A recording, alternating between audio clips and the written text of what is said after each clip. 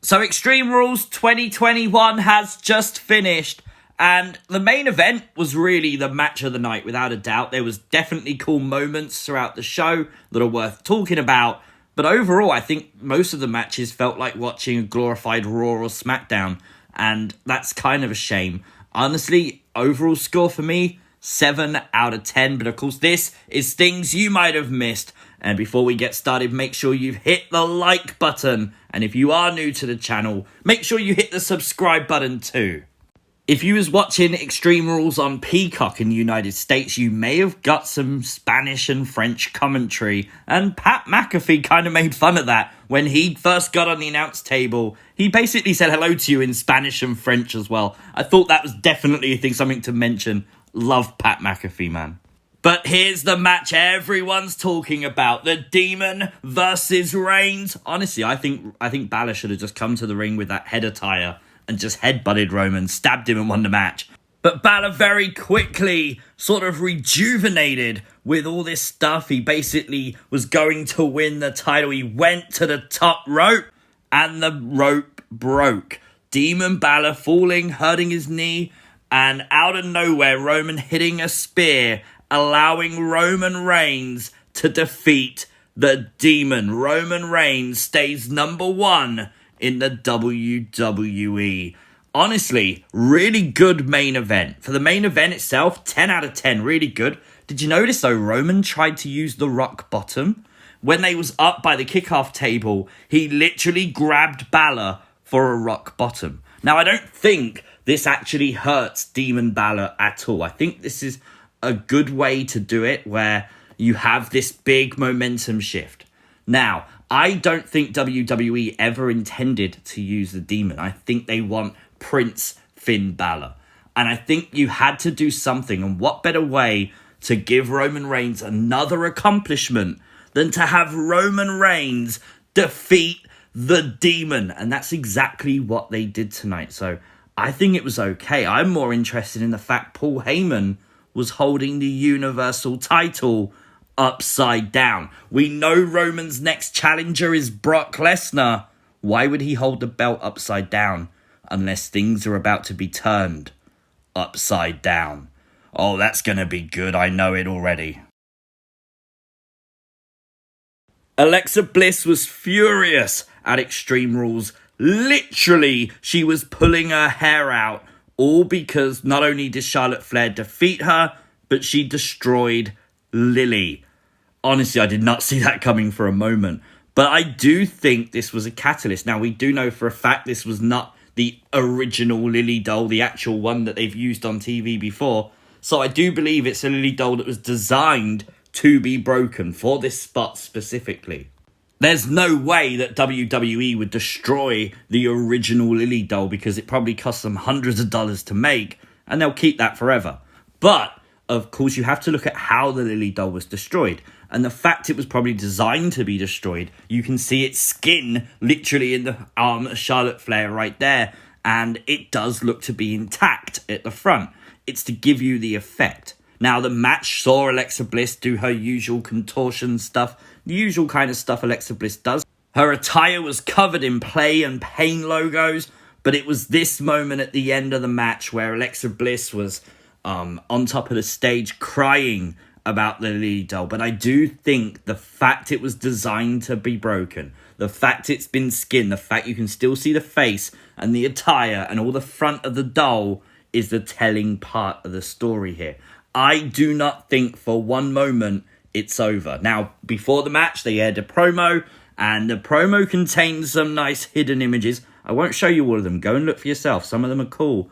But this one is included, and it's got Twitter very excited because we've seen the play side of Alexa. Now we need to see the pain side. Is this the pain side? Could we see this Alexa Bliss re-emerge due to what happened at Extreme Rules? Possibly, and I think that would be pretty cool. The Boss returned. Oh, I love the fact Sasha Banks came back. That was such a cool moment for sure. The fact she targeted both Bianca Belair and Becky Lynch was great. Becky Lynch did legit think that Sasha might team with her. Of course, the Horsewomen connection definitely running strong there, but Nope, Sasha Banks out for herself. And she looked at that SmackDown Women's Championship. Great to see Sasha Banks back. Triple threat match would be really nice now, WWE. Damian Priest to retain the United States Championship, of course defeating Sheamus and Jeff Hardy. Yep, Sheamus did mock Jeff Hardy, but what was cool was the end of the match where Sheamus and Jeff Hardy basically celebrated.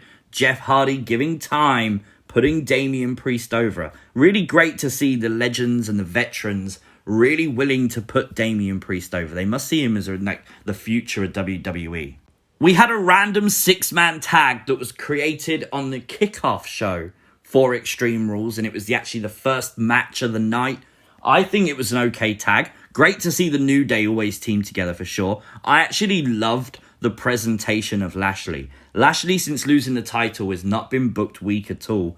Obviously, this match was definitely there to highlight Big E and give Big E a moment. And I think also allow the fans to have the New Day experience, maybe before they're split again in the draft. Great to see Big E and AJ Styles get some time together in the ring as well. I really want to see this match. This match is something I've definitely wanted to see for a while. And now it involves the world title as well. Come on, WWE. AJ versus Big E. That would be cool. But I do think we'll also get AJ versus Lashley, because there was a lot of tension between AJ and Lashley. Lashley tagged himself back in after AJ went for the forearm. AJ tagged himself in as well. Definitely something going on there. But the bigger news was Big E. Big E challenging Lashley, or accepting the challenge, and the match is official tomorrow night, kicking off Raw. Big E versus the almighty Bobby Lashley for the WWE Championship. Honestly, that's going to be such a cool match. I can't wait for that. Liv Morgan, we got to talk about it, was on the kickoff show. Breaking our own rules. We don't normally talk about the kickoff show, but it's Liv. I think you can all forgive me, right? Liv Morgan looked amazing tonight. Let's not lie. She really did.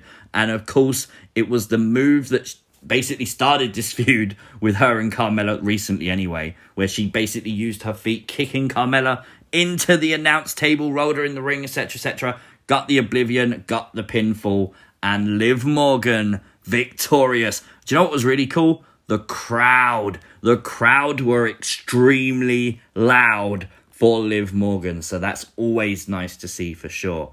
If you haven't already, make sure you join us on Discord. Literally, we have 400 plus people over on Discord. Be great to add to that number, and honestly, it's so much fun. There was an exclusive Welcome to Columbus t-shirt available if you was at Extreme Rules tonight, available at the merch stand. Hasn't been put on WWE Shop yet, so only way to get it was to be there. But now we shift gears and talk about Seth Rollins. Seth Rollins, obviously the guest on the Broken Skull sessions that aired after Extreme Rules. It's been on the network all day, to be fair. But obviously Seth Rollins talked about Hell in a Cell 2019 versus The Fiend. And he actually said he was ready to strangle Vince McMahon. And Vince McMahon actually walked away from Seth Rollins because I think he knew he was going to get strangled. But that's not where the story ends. During Extreme Rules, Bray Wyatt, Wyndham Rotunda tweeting out, "Wait until you hear my reaction," in response to people talking about this. Honestly, this match definitely was something that started to halt the momentum of The Fiend for sure.